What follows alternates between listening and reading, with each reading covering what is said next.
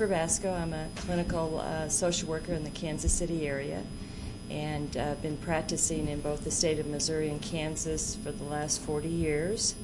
I've been involved with infertility since 1986. I work with 3 fertility practices in the Kansas City area, so I see a lot of families that are trying to make the decision of starting a family with the use of donor sperm, egg, and also embryo. Okay. Wendy, you want to go? Sure. I'm Wendy Kramer, and my son Ryan and I started the Donor Sibling Registry. So I'm the mom of a donor-conceived child, and the Donor Sibling Registry was started in 2000, and we now have 36,500 members, and we've helped to connect almost 10,000 donor-conceived people with either their half-siblings or their biological fathers, their donors. And so we connect people, we educate people, we research and publish research, and we're a community. We are the only worldwide community for donor-conceived people and donors and parents-to-be, where we're just trying to help everybody.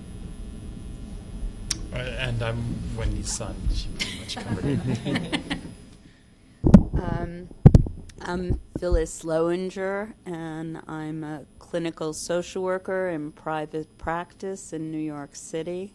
I'm also a parent through adoption and birth, and I'm a support group leader for the organization of Resolve, which Wendy's now giving me somewhat of an inside look at some political issues, and I was the first support group leader that led a support group for couples dealing with male infertility, and I'm proud to say it was probably in the later 80s that I was a strong advocate of known donors. My name is John Sobraski. I'm a psychotherapist and an adoptee. I work a lot in the field of adoption. I have a big interest in the history of adoption, and looking at the history and looking at assisted reproduction, I see a déjà vu all over again, and it really is very compelling to me. I think that those of us in the adoption field need to do what we can with our brothers and sisters in assisted reproduction and be as connected and supportive as we can to really make sure that some of the awful, awful dark periods of adoption are not repeated in this new exploding territory of assisted reproduction. I'm Bill Cordray. I'm a donor-conceived adult. Was born in 1945, and contrary to what John says, it's not a new reproductive technology. The history goes back to at least 1884. And had been practiced in the United States under a cloak of secrecy for at least 100 years before it became a covered in the media. And it was a well-kept secret basically by policies of individual infertility specialists convincing their parents, the recipients of donor sperm, not to tell their children. And anonymity has been the rule for the majority of the time of the practice of donor conception. And it's only in recent years that it's become somewhat open thanks to the work of actually the Sperm Bank of California, which was the first clinic that served single women and lesbian couples, which prior to that time had been excluded from the practice of donor insemination. It was basically seen as a couples therapy,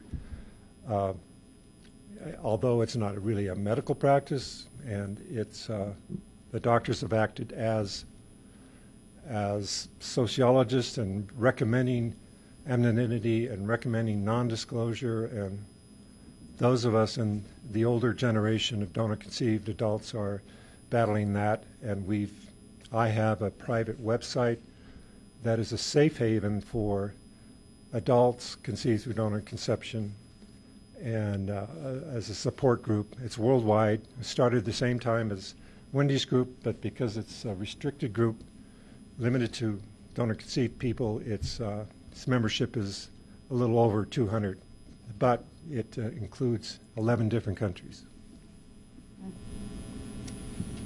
So here we are, and we're really very interested in trying to keep the movement going in terms of more openness and perhaps federal legislation. We'll be talking about that in a little bit. Since I've been in practice, I have seen movement, even with ASRM. They published an article probably 5 years ago about recommending that families talk to their children about their donor conceptions. When I first joined ASRM, I didn't think I would ever see that in my lifetime. So there has been some movement, but with the dollars involved and the big industry, it just makes it very difficult for us consumers and professionals to try to move the institution towards more honesty and to do away with secrecy. I said in the workshop this morning that my first meeting at an ASRM was in 1988, and I was in a crowd of folks that were being taught about donor sperm, donor egg, and embryo, and I had the nerve to stand up and ask a question about what about the children that are created from all these methods, and what about their need for medical history. And so I got the mic taken away from me. So I just have that claim to fame that happened.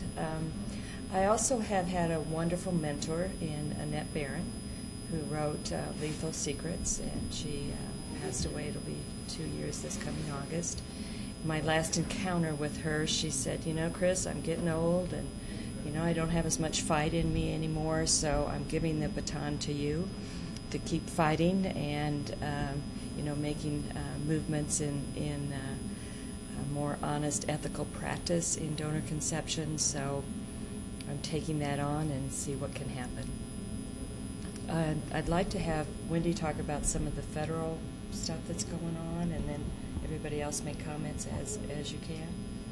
Yeah, well, Ryan and I met with our state, he's a representative, yeah, with our congressman in January to talk about putting forward some federal legislation. Right now there's no oversight, there's no regulation for the entire industry. And as a result, there's no accurate record keeping, there's no updating of medical records, they don't know how many kids are born for any one donor, they don't know who they are, where they are when medical issues arise, they don't even know how to contact the families, they don't know who the families are. So there's many problems within the industry, and we'd like to see them move forward in a more responsible manner. We can't overhaul the whole system, but if we can start with some accountability and some ethical action, then that would be terrific. So we'd like to start with accurate record keeping and taking a look at the rights of donor offspring to know who their biological parents are when they turn, 18, younger, I think. I had a kid who would have been great for him to know a lot younger than 18. But you have to start somewhere, and sometimes you just have to compromise on getting, having some movement. So Representative Polis out of Boulder, Colorado, we've met with his people once. We're meeting with them again next week, and they're very interested in, we've sent them a ton of information and in moving forward and trying to see, is there something that we could do to push this forward?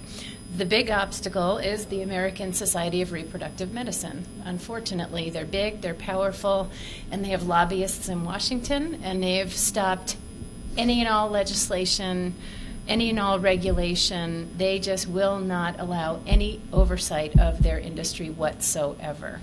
So we're up against a very, very big and powerful and wealthy entity. And we know that, and we're just going to keep doing it anyway. So we'll see what happens. But I think even, what we were just talking about this, so far, the best power that we have is with the media. So what we do is we keep telling the stories, telling family stories, telling donor stories, telling donor-conceived people stories, parent stories, groups of sibling stories. That's the best that we can do right now, is to educate the public, educate the industry, and educate all of those affected by donor insemination, including parents-to-be, those who are embarking on the journey, because they should be fully aware of all of these questions to ask. So that's just another avenue we're pushing in. I'm not highly optimistic. Given what the ASRM has done everywhere else, they just squelch it out everywhere. But we'll try. It can't hurt, and at least it gets we can sort of talk about it publicly, and it just keeps it as a public discussion, which is always a good thing too. Yeah, I just want to add a comment. Wendy sent out an announcement probably about a month ago and asked people on her list to contact their congressperson. And so I did that, and I got a response from a congresswoman in Topeka, Kansas. And I've had telephone conversations with her staff. And then I have a friend who's an adoptee in Topeka that's her personal friend. So we're hopeful to get a meeting and try to get interest with her. She's already contacted us with interest and start getting that done. I have a sample of the letters that I sent out to the Congress people and my colleagues, and then I also forwarded a couple articles, and at least it got one attention, and I think if all of us can do something like that and get some attention and refer your congressperson to the folks that are interested, continue to be interested, that we could have some exciting things happen. Can I respond to that? What Wendy has done has broken down the wall of secrecy in the sperm banks, as well as the sperm bank of California, which was a revolutionary thing to create identity released donors who were committed to making contact with the children that they conceived. And the problem with the United States versus other countries, there are at least 17 countries that have access to adoption records for adult adoptees that are retrospective. There are 13 jurisdictions outside of the United States that have access to donor-conceived people have access to their records if they were conceived after the date of the enactment of the law. It's not retrospective. So the problem with legislation at this point in the United States, as I see it, is basically we need to get open records for adopted people first, because they've made the biggest. We've got a huge critical mass of adopted people and activists and social workers and experts on adoption that could really push this. As of now, we basically have donor insemination parents and a small non-critical mass of donor-conceived people who know about their conception. And so until we can get the idea that a sperm donor has less of a right, has no more right of privacy than a birth parent, then we won't have retrospective access to records. And the only country that's now doing that is the state of Victoria in Australia, which now has legislation that is passed through their law committee that recommends retrospective access to records for donor-conceived people, and that is not up for vote yet, but it has passed the legal committee. And I mean, Wendy's been amazing, and I think the fact that she's has joined forces with people like Naomi Kahn, who wrote Test Tube Families, about the need for mandatory registry of donor conception of all donors instead of a voluntary registry that the ASRM recommends. I think that goes a long way. And just the fact that her registry has been so successful really puts ASRM to shame.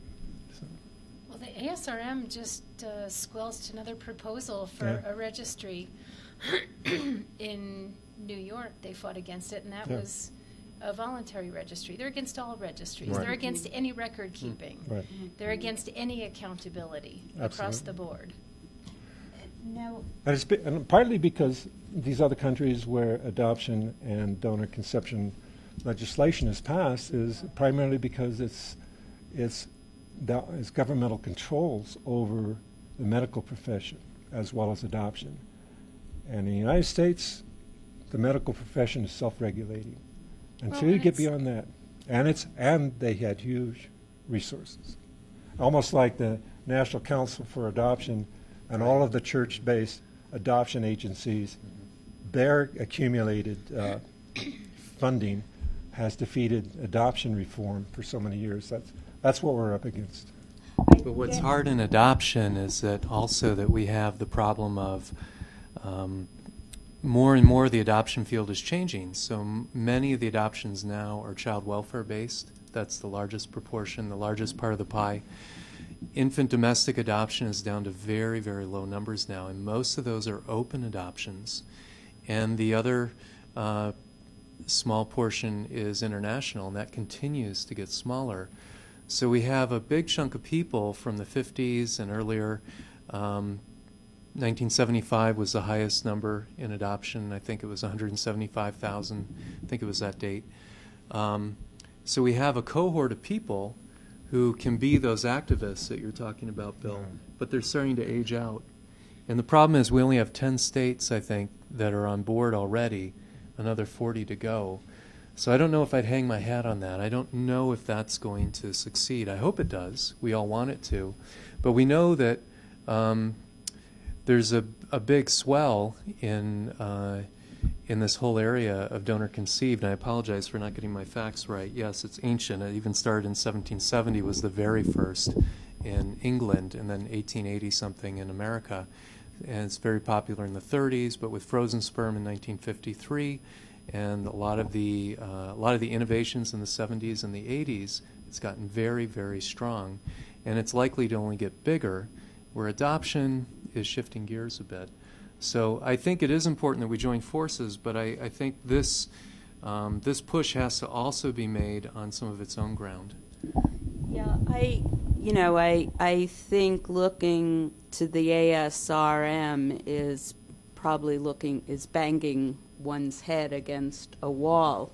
And so I'm wondering, and I is looking at pediatricians. I mean, looking at other people who wouldn't have the same investment, and even I thought of the National Institute of Mental Health, looking at other places, and I guess maybe even, mental health, like National Association of Social Workers, or...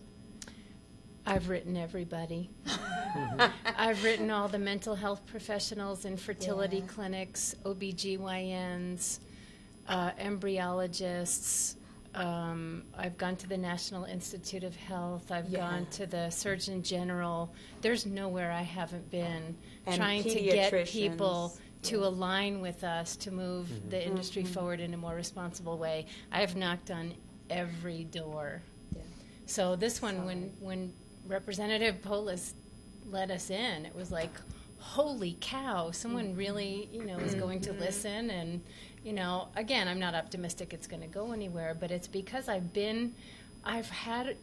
tried all of that. I've sent letters to every single sperm bank, every single egg fertility, egg clinic, and egg agency, and... Yeah, but those people are ASRM.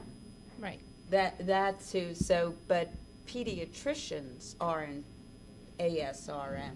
Do you know? Right. And what I get from people who are, kind of one level out is they say, "Great work."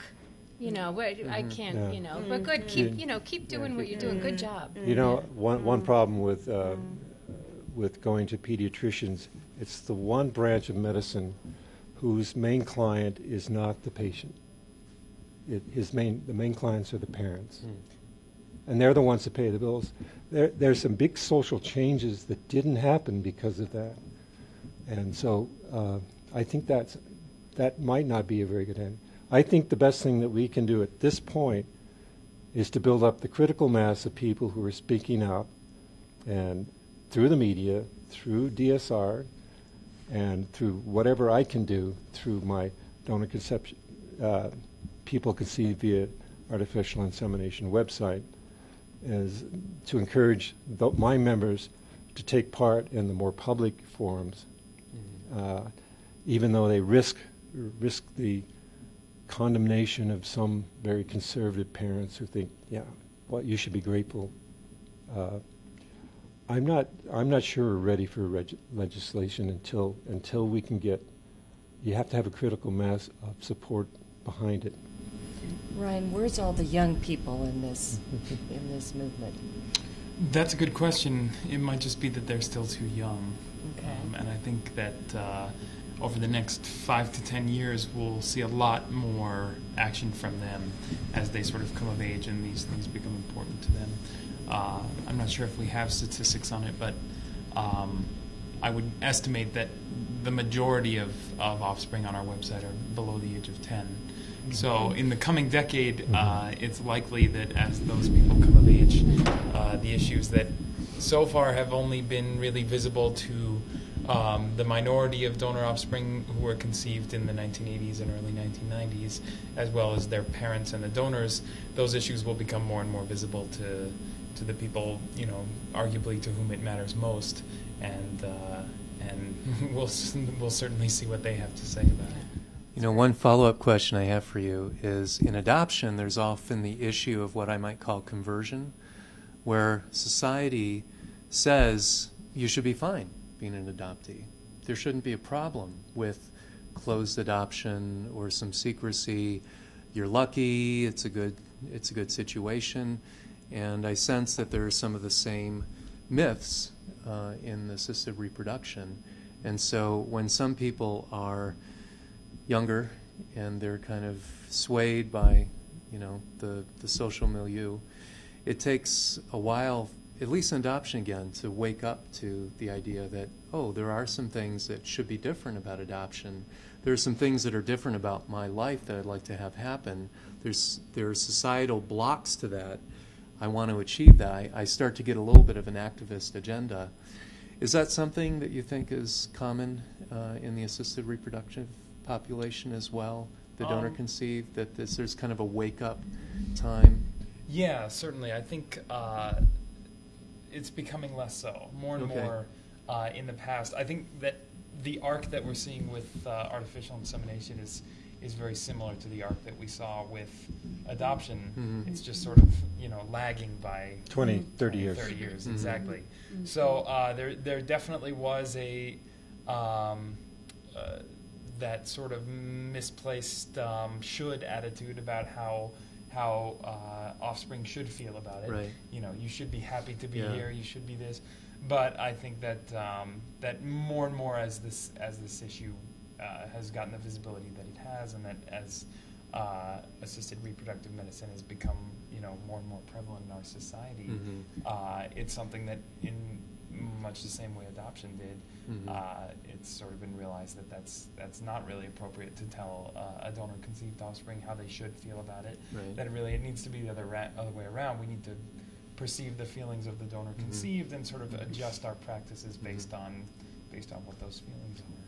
I think the biggest factor in reform and adoption came about through books by Florence Fisher, B.J. Lifton, early pioneers who told their stories. The adoptees speak out. That made a huge difference. Then there were sociologists who started studying it and realizing that it wasn't all hunky-dory, and that the prevalence of non-disclosure in adoption practices was hurting a lot of people. Then they could get some really firm data on it. The problem with getting firm data on donor conception families is that so many of us have not been told that the research that we do I've done a study of 140. She's done a study of 500 and some donor-conceived people, and there's another study. There's several studies. But every time those studies get published, there are criticisms about, you don't have enough of a database to make these claims. But anybody who studies probability and statistics realizes that actually is a very significant number. 500. So we had 751. 750, That's pretty right, significant for a research yeah, study. but people will continue to criticize that. Yeah. It says, what about all those people who don't know about their conception? Well, you can't how can you ask them. study that? I mean, that's a paradox. Right. It's crazy.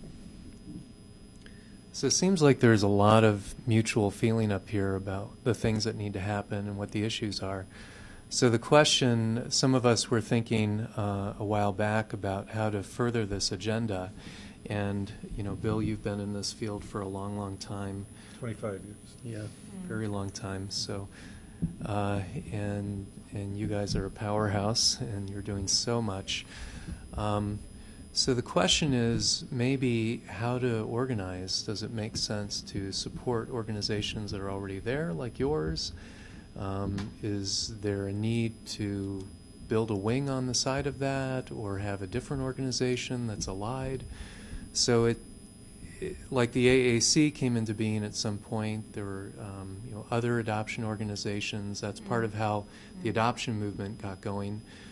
Sometimes it's better to have everything in one. Sometimes it's good to have some variety. I think that's the question, is to figure out what makes sense and whether to build some connection to adoption, which seems to make sense to Phyllis and I and Chris. And Bill, it sounds like from your comments as well. So I think that's kind of our topic for tonight, is to brainstorm a little bit about that respectfully, given how much everybody here has already done. I've done a lot in adoption, but not so much in this area. So I feel a little more modest what I can contribute here. But just to frame that question, I'm just wondering if people have thoughts about that.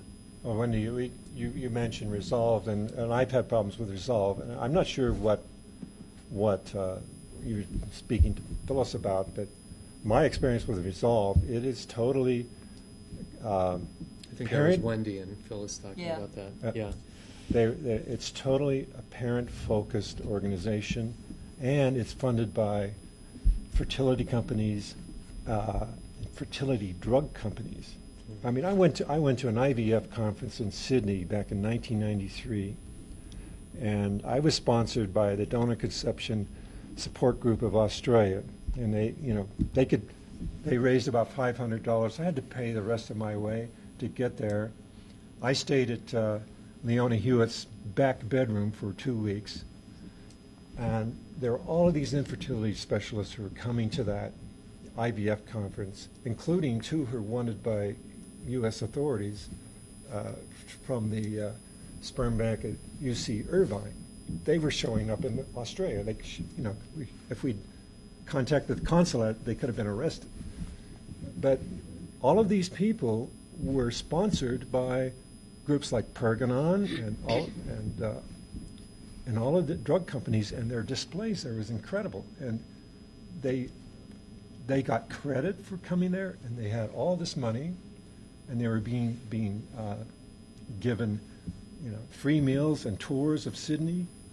And here I had to come on my own half of my dime and stay in somebody's back room. And there just weren't enough of us there. There were some DI conceived adults from Australia there, and that's where it's really becoming a big cohort. That's one cohort that we really need to rely on. What they're doing in Victoria right now is incredibly significant, and I'm not sure we're ready in the United States for that yet. That's my firm belief. I don't think we have it. Well, what do we need to do organizationally to go a next step? I can wait my turn. Is this on? Okay, good. I can wait my turn if you're in the middle of a thought, John. No, it's an open question, please. If I may interject, my name is Ashley McGill. My wife and I she's pregnant right now with our first child, who was conceived using donor sperm. And I'm interested in being involved at the ground level of whatever is going on. And I have some ideas. I think it's important to know that I'm not interested in me. I'm interested in my daughter. And so I think that there's a big audience that's left untapped, and I think maybe that we might not have to wait for the next generation of donor-conceived children to become aware of their rights. I think that the way to get going on this is education for the parents, for the people who are, on the sperm bank websites and purchasing sperm and not realizing the implications of choosing an anonymous donor. They don't think about it, because coming from a person who, I don't have any infertility, my partner does not either, but we've been thinking about it and planning for this and talking about it for several years, and so the focus has been, we want to have a baby. But this is my mom, and she is an adoptee, so we've known for a long time that it was important to us to give our daughter everything we could give her about her other half. So I feel like there are a lot of people who don't have the experiences that we have with knowing how important it is to know your medical history and where you come from. It's a big part of our identities. So I think that there are a lot of people who are very threatened by the idea of having a donor who is known to the child, and I think that comes out of a fear, and the fear comes from lack of education. And so I feel like if maybe we could kind of find people, maybe through the DSR, which I have every intention of being a lifetime member of. I feel a little superstitious at the moment, paying for it before our daughter's born. But I think that, there's also a group on mothering.com that I'm a member of that's specifically for queer parents. And I think that there's a big audience out there, particularly of lesbian couples, but obviously also of heterosexual couples with male factor infertility that do opt for donor sperm. I think that a lot of these people just don't realize the implications of what they're choosing, and they're making these decisions for their child's life, and they just are ignorant, is all it is. And I think that we have an opportunity to get out there and to educate them on these choices, and to say just because you choose an identity release donor does not mean that your child, when they're 18, is automatically going to run off and go and live with somebody else and disown you as their parent. And I think that's a big fear. So I wonder if maybe some of us can kind of get out there and ask people if they're willing to come to a local meeting and talk about it, kind of like we're doing here. Because most of the big urban cities have large groups of people who are going through sperm banks and conceiving children this way. And I've actually come across a lot of people who are very interested in making sure their kids have rights and have knowledge, and I think that they would be involved. They want to be involved. They just don't know how to get involved. So I think we could help them. On the research side of that, we did just publish a study on 244 non-biological parents to kind of give a voice to the moms and the dads who are not biologically related to the kids. So, and we're also presenting a piece of research this summer on 1,700 sperm donor recipients. So the mothers, what have you learned? What would you do differently? What advice would you give? That's an incredible study. That's So a we're really great excited. resource. We're working on a paper. We're also working on a paper of 109 egg donors that we want to, egg donor parents, I'm sorry. We've already published research on the egg donors. But the thing I guess I want to say, Ryan and I have talked at LGBT, at the LA LGBT Center. The LGBT crowd is a tough one in our realm, because we come up against a lot of resistance, and it is, like you say, it's fear. Legal fear, which is totally justified, for the non-biological mom. But there's also that kind of, sometimes we run up against, DNA does not make a family. It is not important to my child. It's a piece of genetic material. It's just a cell. It doesn't mean anything. And we've done a lot in education to say, maybe to you it's just a cell or a piece of donated material, whatever. And that's fine for you to view it like that. But your child may see it very, very differently. And like my child, they might grow up and when they're 2 say, so did my dad die or what?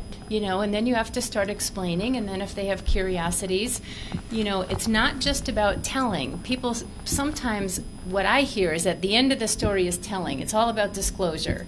Well, to me, that was like last decade's conversation. I think we've made progress there. It's not the end of the story, though, because just telling a child, then you have to honor their curiosities and their desire to know their ancestry and their medical history. So it's taking it one step further, but I think you're exactly right. It's educating the parents to be ready for that. Just like in adoption, we know some kids are mildly curious. Some kids have that yearning and great desire to know where they come from. You don't know what kind of kid you're going to get. So better as a prospective parent to really be prepared to what if you have one of those kids like, Ryan was 6 and he was saying, I want to know who my biological father is. Oh boy, no one warned me Can about I add that. Can I add to that a little bit? I give the Sperm Bank of California incredible amount of credit for what they've done to change this whole idea about disclosure and having identity release donors. It's been the lesbian community that it's made all the difference until we came along and Wendy came along, and now we're getting parents involved, and parent groups in Australia and London and England, the Donor Conception Network in England and Donor Conception Support Group in Australia. They've been the primary movers behind legislation in those countries. But there's also problems with, as Wendy says, there are attitudes in the LGBT community that even though they want to know, they still want to control how their child sees who they are themselves, and instead of letting the child define himself. Well, often, I get this all the time. Whenever I post on a public thing, they'll criticize the terms I use. They'll criticize the fact that I even think that my mother's sperm donor was my father, because he's technically my father. And it's you have to educate the community that it isn't just sperm. He's not tissue. That it doesn't matter. It does matter. I think that's going to change. Just for me, I am a lesbian and I'm also an adoptee. So now that I'm thinking about having a family, it's going to affect me a lot differently. I didn't find out I was adopted until I was 18.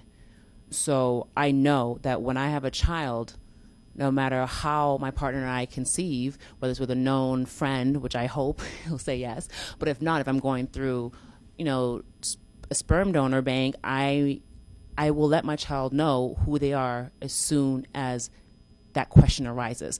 I prefer to have someone who my child will be able to say, this is my genetic other half. Yes, I have 2 mommies, but this is my genetic other half. And I think it comes from, if we have the LGBT community that is connected to adoption, they will understand that. And I think that will be a huge movement. There are plenty of LGBT here at this conference who are adoptees. And I think that's where there needs to be the combination of working together, because we will understand the importance of that. It's not just a cell. It is the other genetic half, and it's that part of who am I is going to form our identity. We also have LGBT members of the donor of the PCVAI, my private group, who are using known donors for their children, and they have no access themselves to the identity of their genetic fathers. I think with every group that we address, that we interact with, that we are made up of, that there are unique cultural components to that group. There are unique contexts for how that group is functioning in society, what discrimination that group has been through, how they respond to the desiring of ownership, of parenting, how they are feeling compared to the majority. I think that's all very, very complex. And certainly I think over time there will be a whole evolution how these education streams flow into different groups and how those groups come back and educate, the people in assisted reproduction. It's an interface. It's a very rich interface. The question for me is, we're talking about a lot of good content and very knowledgeable people up here and in our audience. The question is, how do we organizationally launch this? So if we go out 30 years, maybe some things are really ripe and it'll just be obvious what to do. But what do we do today? How do we sow the seeds today? Now, maybe it's already what's existing. Maybe it's with what's Bill is doing, and Chris, and Wendy, and Ryan. Maybe that's where it needs to be. Maybe those seeds are adequate to grow this orchard that'll, yield some fruit over time.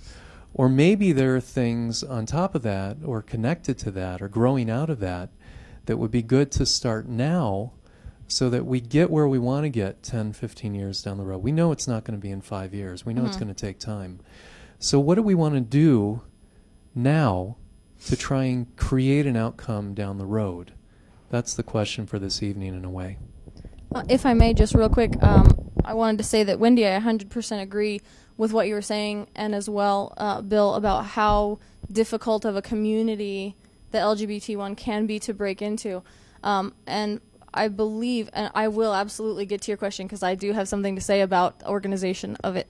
I think that my experience has been that automatically the lesbian community in particular is going to automatically be defensive when they're talking to a man, particularly the generation of lesbian prior to mine. And I feel like there's a lot of threat there. There's a lot of the, feminist, we don't need a man, that, it's just a cell. I think I talked to Phyllis about this earlier. I believe, though, there is a good portion of lesbians who feel resentment towards the fact that they have to have a man to be able to have their family. And I think that that's an attitude that I don't know that we're ever going to be able to fix it. I think we're going to have to let it age out. And I do think that there's positive information coming, because I know that, like, mine and Sukari's generation, we are a lot more open to things. We're not, the man-hating butches of the past. And I think that, of course, that's a stereotype, but I wonder, on the organizational side of things, if it wouldn't be easier for a young lesbian couple to break into the education rather than somebody who's an older male and say, this is what we're doing, this is why we're doing it, and this is why it's important. I can't help but wonder if that might be true. So I think that if we do want to try and go ahead and get something started going on the ground level, that I think maybe it's going to have to be just, kind of education when the opportunity presents itself. Because as I mentioned earlier to Phyllis today, that you have to wait until some of these couples are receptive to hearing what you have to say. Because, the community at large is very, pride is a big thing. And it's not just a party or a parade. It's an actual, there's pride. And so people want to raise their kids to be proud of their family. So you want to raise them to be proud of having two moms, which is counterintuitive to telling them, oh, you've got a dad out there somewhere, but you can't know him. So I think there needs to be a little bit of an attitude tweak in that area. But I think that maybe it needs to come from within. If we can kind of start to break down some barriers, because I know for sure there are going to be other lesbian couples who I personally know who would be interested in trying to meet in their own cities and get together, like parenting groups or people who are interested in being parents, because it's a big movement right now. And Wendy, please correct me if I'm wrong. I think that lesbian couples are bound to be the largest population who are actually using donor sperm at the moment. Yeah, on our website, 46% of the parents are in the LGBT community. Mm-hmm. Between 18 and 20% now are heterosexual couples. Right. It just keeps going down and down and down, mm-hmm. and the rest are single mothers by choice. Absolutely. And then as far as the heterosexual couples, there are some who I think want to be forthcoming with the information about the fact that their child was donor conceived, but I'd say by and far the large majority of them are ashamed. They absolutely do not want to do it, whereas when you've got two moms, it's pretty obvious pretty soon that you can't be biologically I don't think conceived. that's necessarily true. You don't? About the heterosexual couples? Yeah. My experience with the donor conceived people I know in Australia, they're all primarily from heterosexual couples. Mm-hmm. On the other hand, what I'd recommend to you is to contact, in fact, if you send me your email, I'll put you in contact with Susan Kane, and there's another lesbian mother on our PC. I think it really takes somebody who actually is donor conceived as mm-hmm. well as lesbian and who wants to use donor conception. Mm-hmm. I think those two women are probably going to be the prime movers of helping your community, because Yeah. they know it from both sides, and Sue Kane is incredibly eloquent about it. She'd really be the good person to work with. That's a great point. And of course, I don't know specifically, it's not like I know thousands of heterosexual couples. It's my experience is just the sperm bank I used has its own forum, and the heterosexual couples there tend to not want to disclose. So forgive me for being incorrect. But and the other thing is, I don't know if you're talking about me personally, but I'm an old male doing this, but I'm not the only one. And primarily the people in my community who are really speaking out are women in their 30s, heterosexual, but two of them who are lesbian. But and they were donor conceived? Pardon? The Donor lesbian conceived, were yeah, donor conceived? right. I think those are going to be the biggest voices. I think you're right. And just like the male adoptee group that I'm part of here, I need to start a group of male donor conceived adult, because we don't have as much of a united voice on the group. I mean, it's about 15% male on my private group. And the other point is, that a lot of us older donor conceived people from age 25 up, it's the old generation. They want to take the lead. I don't think it makes. They resent Wendy. They resent the parent groups in England and Australia. They don't want to be taken over. They don't want their story to be interpreted by parent groups or sociologists or I can completely understand that. I don't want to step on anybody's toes at all. I just feel like it's our issue. It absolutely is. We're the ones who were most deeply affected. My parents had every right to do what they did, but they're dead. For me, it's a lifetime thing. Right, absolutely. And I do think that you guys should be the forefront. Right. But I think that as a transitory kind of a thing, until the next generation, like Ryan said, gets up there, somebody's got to speak for my daughter. Well, my group ranges in age from 18 to 68, so it's all generations. So it's a wide spectrum, but there's so many of these people who have not been told, and I know they're out there who are my age. I mean, we get new ones every day. Absolutely.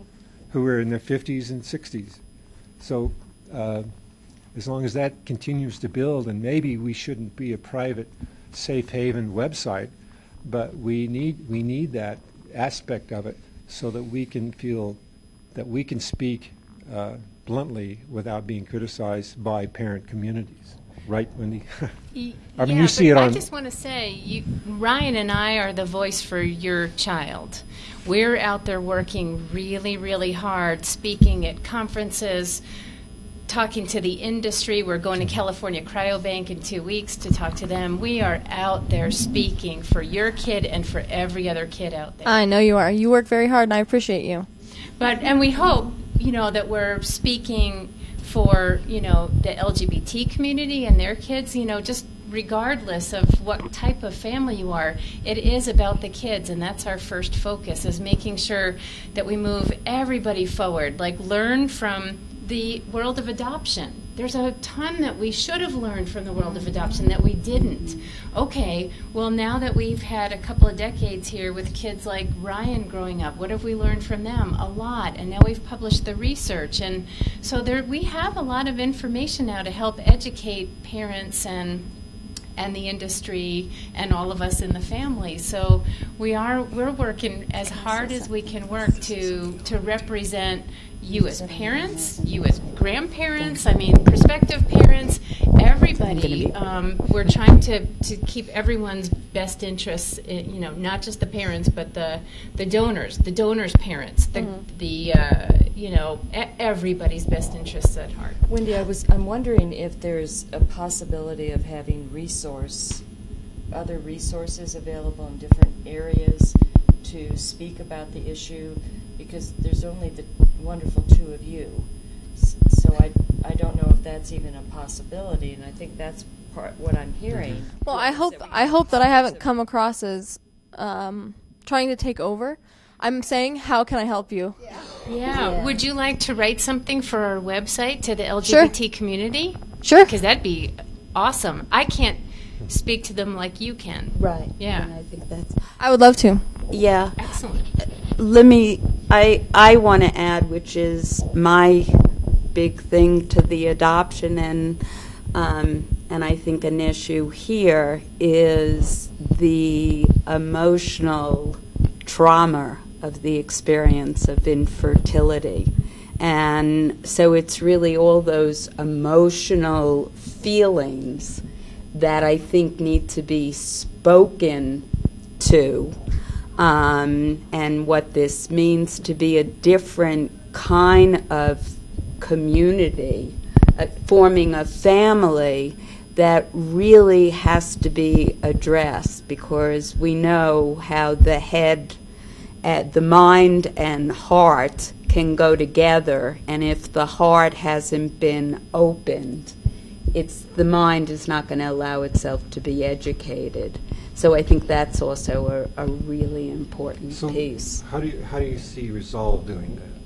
Well, how I see work with couples that I've worked with is to talk about what a major loss it is to not have one's own biological child. And that's well known. no, it's not, well known because, well, it might be well known to you, but in much the same way that adoptees have been told that, their birth families didn't really want them, and they did the best thing for them, and these people love them, who want to raise them, and shouldn't they be happy? I think for couples who can't have their own biological child and are crying and dealing with a lot of loss and pain, to the outside community, people say to them, it's not like you had a child who died. Well, people who go through IVF treatments and are given little pictures of their sonogram before they find out if they have a pregnancy or not, that's their first picture of this child that could have been. So it is a very profound loss. I get that. But, from my perspective, and I think probably Ryan's too, when we look up at the literature and we see the media, it's predominantly sensitive to the plight of the infertile couple. Mm-hmm. Very rarely do they talk about the human being who they create. Right. And that human being as anything more than a baby. Okay, but we are human beings who grow up and become adults who need to have rights. Is that right? Okay, but I don't think one cancels out the other. And there was a sociologist, David Kirk, who wrote a book called Shared Fate. And it was about the mutual losses of adopted people and their parents, of really being able to appreciate for each is the way a sense of empathy that each could have for each other. Well, I agree. But right now, all the empathy is for infertile people. This is so much like adoption, because in the beginning there is so much focus on the adoptive parents, and that's inappropriate. It's totally inappropriate, like you're saying, Bill. The challenge. Go ahead. It's inappropriate to continue focusing on the best interests of the child as well. It isn't about children necessarily. It's about human beings. Mm-hmm. And that we don't want to infantilize these. That's the argument I get with Chris. I mean, you're talking about raising kids. What do you tell your children? I mean, what about the issues for adults like Ryan and I and me? Right, and adoptees don't want to be infantilized as always having been the baby or the child, or foster kids, and they're 30 years old and they're still told they're a foster kid because there aren't other names. Right, right. It's frustrating. I agree with you. The challenge is that in adoption, it's much like the movie Braveheart. You know, you have England, that could be ASRM, and then you've got all these Scottish, bands that are fighting each other, and that happened in adoption. A lot of the perfect storm in adoption ended up pitting the adoptive parents against the other triad members. Some of that was the fault of the adoptive parents, some of it wasn't. They had their own neuroses, they had their own fears, they had their own loss issues. And the big lesson there is that if we don't have a unified message, we're nowhere. We're divided, we're torn. Adoption's still trying to heal from that. And so if we can do it better here, I think what I sense Phil is saying, although I understand Resolve is politically bound to some other organizations that twist it a certain direction. They have an investment in keeping them marching a certain direction. But if we can get to those people, I think those are some of the people you were saying in other countries were the ones who are very powerful in changing legislation. So if we can reach those people, and often we reach them through loss. Through loss, they can understand the other loss. And then we can bring everybody together and have more of a unified movement. So hopefully that's something that unifies, not something that tears us apart. And I think this whole organization that Wendy and Ryan represents is really education of those that are entering into donor conceptions and all the ways that they can make better choices for their children ahead. When parents get started, and I've raised 3 daughters, I don't see them as adults. I see them as growing children that will become adults, and hopefully all that I've put into them will be shown as they're adults and responsible for their own being. But educating the parents to what the child's needs are that will then become an adult, I think is really pertinent to the support and education that you provide. Is that not true? That's very true. Absolutely. Yeah. I mean, we try to help. Personally, I try to provide to other people what I never got myself. Nobody told me any of this. So I try to think, okay, what would I have wanted to know before I embarked on this journey? What would be important to know about the people to be born?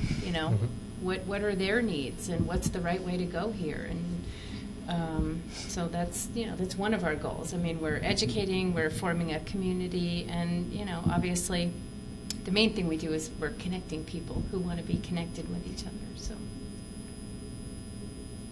So I don't know where we go here as a new entity. I kind of feel like, and I've expressed this to Chris, I've already been running in circles for so long, looking for people to help, and I come back to just being right where I started, and we just press forward with the things that we know that do work, with the research and the media, getting the stories out there and that kind of thing, because I feel like as far as moving the industry forward, we've done little to nothing, and unfortunately we're sort of an expert in the problems but not in the solutions. Yeah. So.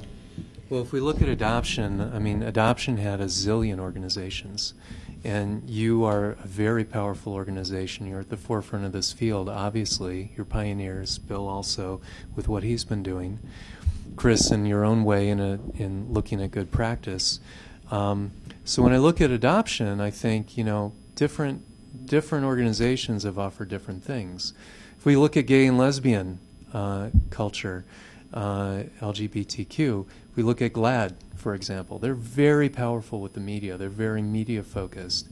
There are other groups that have been more about alliance, other groups that have been, more fostering of gay pride days and, film festivals and all sorts of things. So if this is really going to succeed, again, I wonder, is it more about a collection of organizations? Maybe there's room for some other organizations that are not about turf, it's just working in tandem.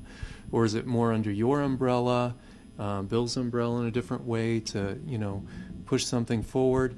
It sounds like you're busy going everywhere, talking to everybody you can, and you're doing a great job of that. You're very well established. And you're noticing that you get some movement, and a lot of the good notoriety in the public is probably because of the efforts of people like Bill and the two of you. But how do we go further if you're saying that that's not quite getting where you're getting the invitations, but you're not getting enough movement from the people that you're talking to? So maybe another organization aligns with yours and assists with the research you're doing collaboratively, or maybe it's getting connected to a university, or maybe it's an organization hosts a different kind of website that's linked to yours, or maybe that adds to your website. I don't know. But that's the thing to think about. It's a lot. You two sound very, very busy, and you're doing a lot, but this is a huge, huge area that probably could involve many people in many different ways, and so it's just thinking about that. How do we start to plant some seeds with that? And I've tried to enroll people to help too. Mm-hmm. We formed an international organization to sort of group together all of us in Australia and New Great. Zealand and the UK and Canada and Germany and France. So we pulled together this organization, and I made a website, and we listed the things we all want, end donor anonymity and record keeping and better testing for egg donors and all of the things that need to be fixed. And we made this, and we came together. And that was that. We have an organization and a web page. Okay. But then I no don't one even know about this. We did that after up at Diane Ellen's That's the one I missed. conference, right? Like in 2008, I think. So the thing is, people want to talk about it, but no one wants to do anything, and that's why, like I say, and then it always comes full circle, and people are like, "What are you going to do? Really, me? Only me?" Yeah. So that's been the problem, is that I'm not doing this by myself or with Ryan because I choose it that way. Sure. It's a very lonely job, and I wish I had support. Yeah. So we're here, and we want to be a part of this, but we want to figure out how to do that. Right. I'm sitting here, and I hear my mother's voice, who's not alive, and had a way of, she tended towards being Pollyanna-ish, so I'll kind of put that up front. But I do feel a need to focus on the positive, which is this meeting right now is happening at AAC.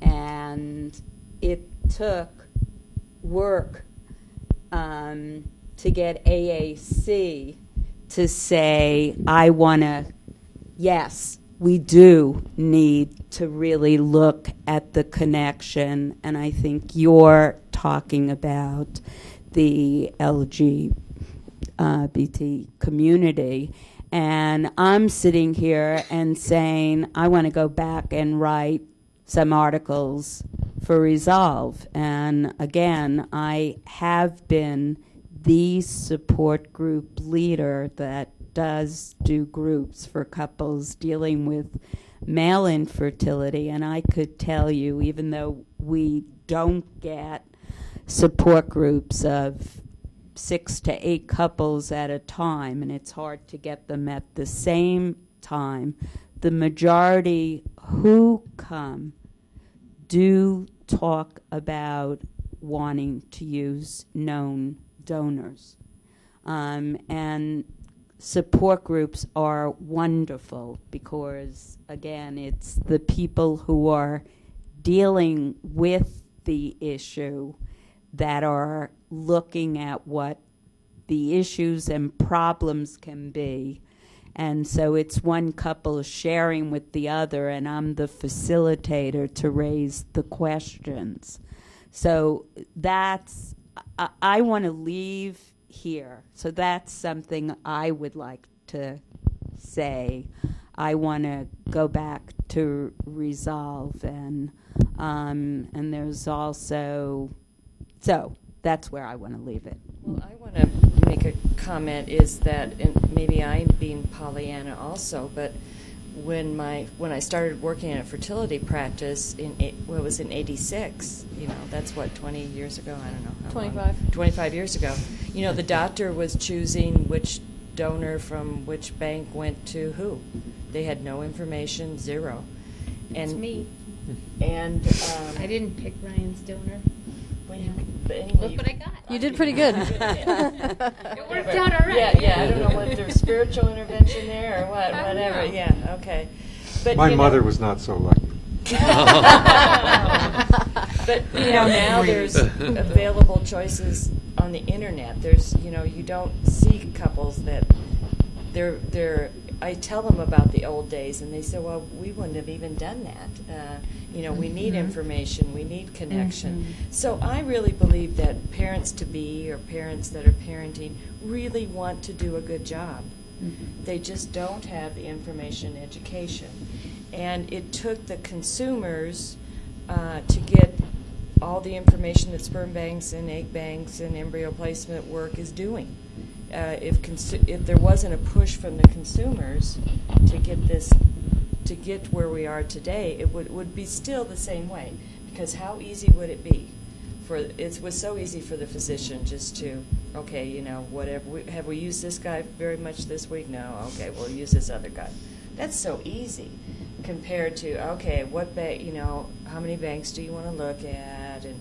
And then, okay, you've got this guy, well, he's not available right now. And, that's a longer process that the fertility clinics have to put time into getting accomplished. So we basically forced change by the consumers that were paying for the goods, I guess, in some way.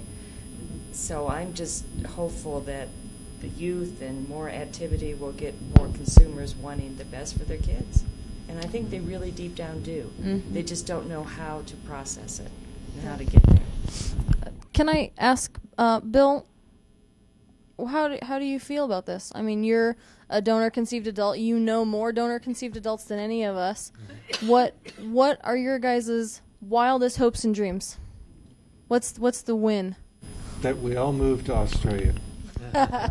I've heard it's nice there, if you like kangaroos. What I am not as optimistic in any degree as these people are, and primarily it's because our governmental system is totally different than almost the rest of the world. Yes. I mean, adoption itself, for it to be struggling ever since Florence Fisher, and they got 10 states. Yeah. And that's all. Whereas, when the medical profession is controlled by a government and they're subject to more regulation, that's where change happens. It can't happen from the consumers. Unless the system is fundamentally addressing the lack of control of the medical profession like we have in the United States. Well, I think. And I'm so totally discouraged that that's ever going to happen. I think we need to also look at what And I'm happens. 66, and You'll live for I it. agree with you.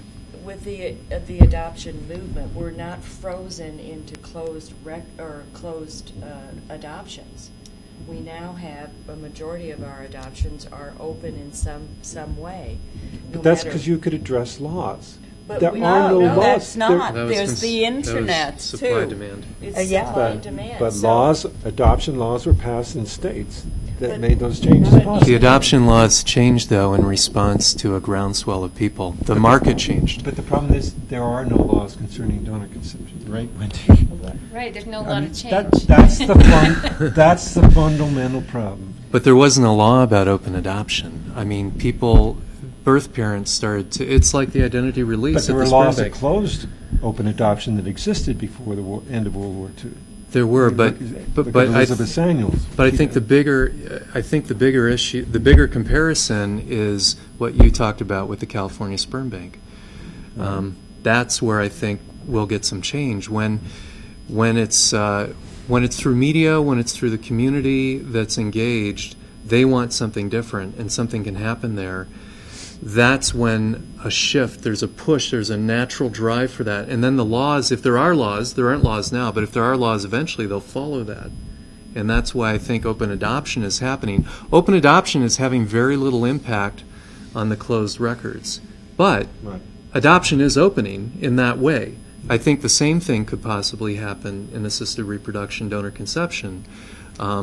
So there's that landlocked part of all the people who haven't been told, maybe still because there's a lot of secrecy. That's a big, big continuing issue. Well, we'll die out eventually. And It's the same with adoption.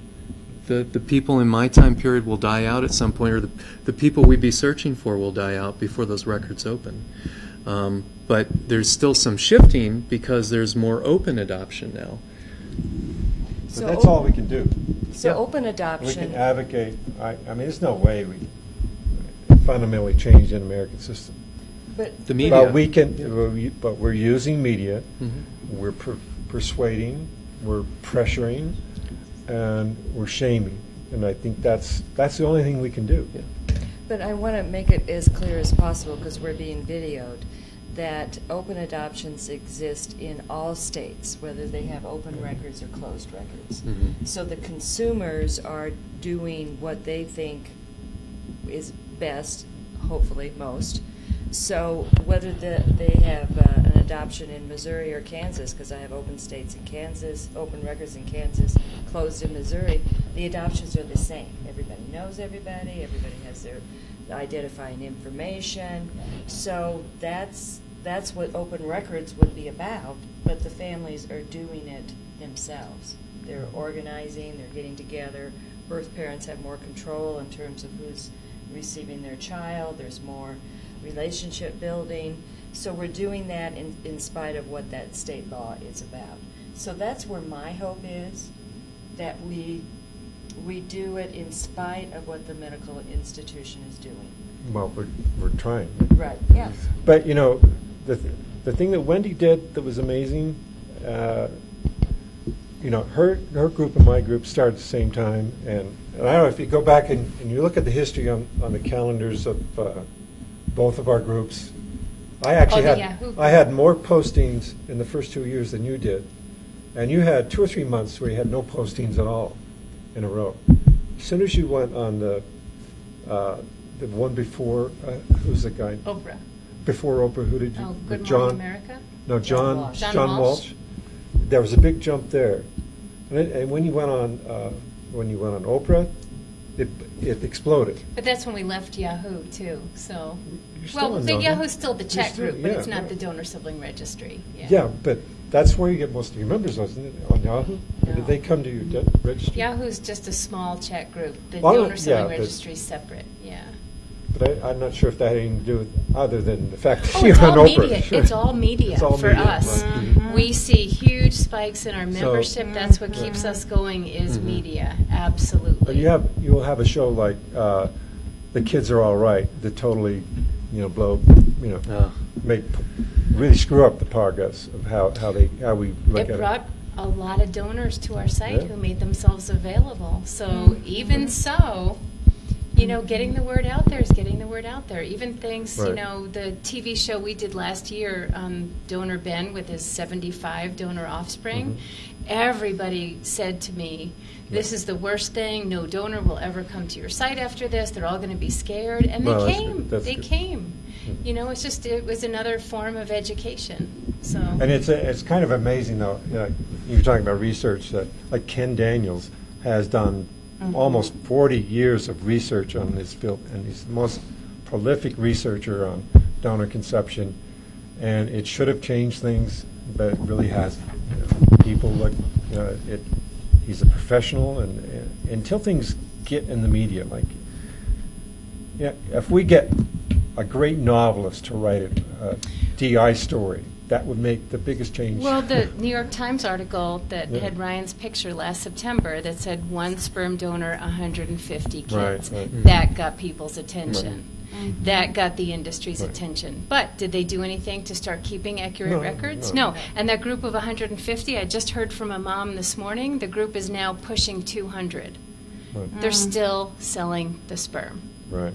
So shame on them. So we're working on another New York Times So article. how do we change? How do we change the profession? Is the bottom line, and you can't do it I don't know, without we laws. shame them and it just doesn't, you I know. think They're media. shameless. I think if we just Unshameable. more and more Yeah. media, if we pump media, you know, more and more and more, if some of the people that are on your site They're would on be there. willing They're in the to, media as much okay, more than I am. to be public about their views.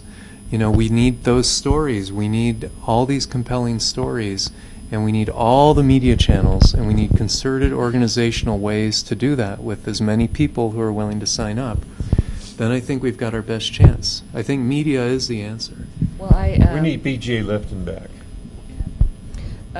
The reason that this Congresswoman Jenkins' office called me was because I sent 2 articles with my my information or call for contact about one donor has 150 kids, and then another donor has 34 kids with a heart defect, and that got attention. It's, you know, I am Pollyanna, and I think before I check out of here, there'll be more honest operations. Well, it's Well, like it- we just have to shame them. And And it's a simple matter that anonymity won't work anymore. The more these DNA genealogy sites come back, they connect through the DSR, and then they can find, you know, however you did it. I still haven't figured out how to use my family tree. I don't know how to read the data, you know, but the younger guy's going to do it. But then look at the world of egg donation. You Yeah. know, first there's the world of adoption, and then there's sperm donation on the heels of that. Yeah. Almost all egg donors are forced to be anonymous still today. right. You know, so they have even a longer way to come than the Yeah. world of adoption Yeah. or the world of sperm donation. But this will just keep getting bigger and bigger. This is the future. So if it doesn't happen 30 years from now, it'll happen 50 years Also from the now. past. It sounds to me as if I agree 100% that the media is a very important outlet to be able to get our information and our opinions and the truth out there, but that B, it's going to be virtually impossible to get the banks and the fertility clinics to change the way that they're doing things, you know, and maybe we should think again about, I feel like we might be able to actually make some tangible change in the mind of the people who are buying the sperm. And I think that may, in time, actually be able to That's force. where the identity release push came from. Right. That's exactly but I how think it we need changed. to keep educating people, because there are still people choosing anonymous donors. Because the thing is that now that more and more people are choosing more and more identity release donors, there are more identity release donors available, which is great. But there are still anonymous donors out there, so there are still people buying anonymous sperm. And I think that if we can get more and more people to buy the ID release, that's a positive step. But we have to also consider that what comes with that is that these sperm banks are paying ID release donors more money. And They're also doing false advertising too, because as far as I know, the only true ones is the Sperm Bank of California and Rainbow Flag, and then Pacific. No, there's some sperm banks that advertise open donors. Willing But to be known. What that means is when a child turns 18, let's say she calls the sperm bank and says, I want to know, you know, and this child's been told her whole life, when you're 18, you're going to get to know your donor. Right. She gets to be 18, she makes a request. What the sperm bank does is they send a snail mail letter to the donor saying, please update your files. No mention in there that there's a 18-year-old daughter wanting to know him. Right, and Right. he opens the mail and says, I don't have any information to update. He throws the letter away. Right. Then the sperm bank goes back to that girl and says, your donor doesn't want any contact. Unlike That's the what Sperm Bank of open donors California. are at some sperm bank. I know that that's. Sperm Bank of California. I know that is true. They're very they keep track of where their donors are. These Absolutely. Others really don't. Well, they don't know who all the children are because they were one of the families. They were one of the sperm banks with the fatal heart condition, Oh, and they Sperm Bank of couldn't. California. Yeah, they couldn't contact all the families to tell them they had to get their children tested because they don't know who all the families are. So they try harder, but they're Yeah, not right. perfect. No, Ryan, Yeah, you didn't you can't get do 'em to some report. tricks on the computer to find your folk? Yeah, I did.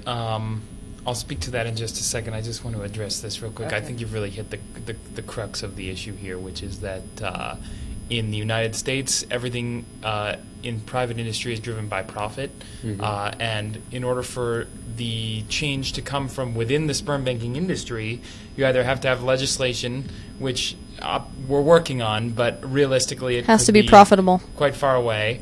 And the other route you can go is to change the consumer demand, and that's why I think the media is so important. is, Absolutely. I agree 100%. when the consumers are going to the sperm banks who provide identity release and openness, then that becomes a business model. And And the ultimately- irony is that the Sperm Bank of California is nonprofit. right, exactly. But they're not all nonprofit. And there's Pardon? and that's a good point, is that in Australia and in other places where it's not legal anymore to pay donors for their donations, we've seen these positive changes, and it comes because countries outside of the United States sort of realize that profit isn't always the number one motivator for things, and that's why we see, universal health care and that sort of things in other There's countries. legislative oversight in those countries, too. Sure, exactly, because we don't have because here. other countries are better able to recognize that certain issues shouldn't just be driven by profit, but should be driven by the issues that affect the consumers. So, anyway, that's my point about media. And just to speak to your question, I did find my donor through my own means, and that raises a very important point about donor anonymity as well. In the age of DNA and personal DNA testing, you can go get a DNA test for $100 now, and with that information, you have a very good chance at figuring out who your donor is. So the fact that sperm banks are even promising anonymity to their donors anymore, it's a complete fallacy. More false advertising. Right.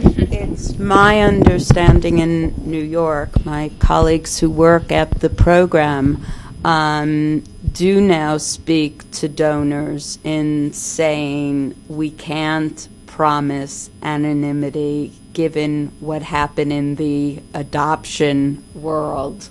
So they are saying that we can't promise it long term. We don't know. Well, I showed a profile to one of my friends, Marilyn Wall, who's a searcher, and she looked it over and she said, I can find that guy.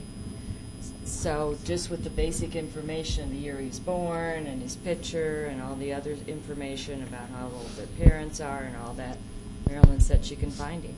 Well, when So- SciTech was using videos, and I'm not sure if they're doing it anymore. I mean, I talked to one woman, he says, I saw this video, this guy plays drums and all this, and this is the guy I chose, and then as soon as I got 3 months later when I was pregnant, I walked into a music store and they were selling the drums there. I mean, It happens. Yeah. Yeah. Well, any other questions from our wonderful crowd here? We're so glad you're here. Wendy and I both have information on this table that we want you to take, and take more than we don't want to carry all that back, do we? Or I'm taking yours You can back. take whatever you want. Okay, Yeah. okay, but take as many as you want to pass around to your friends that you know and everything. And this conversation will continue. I'm so happy that AAC provided this opportunity for it to be present.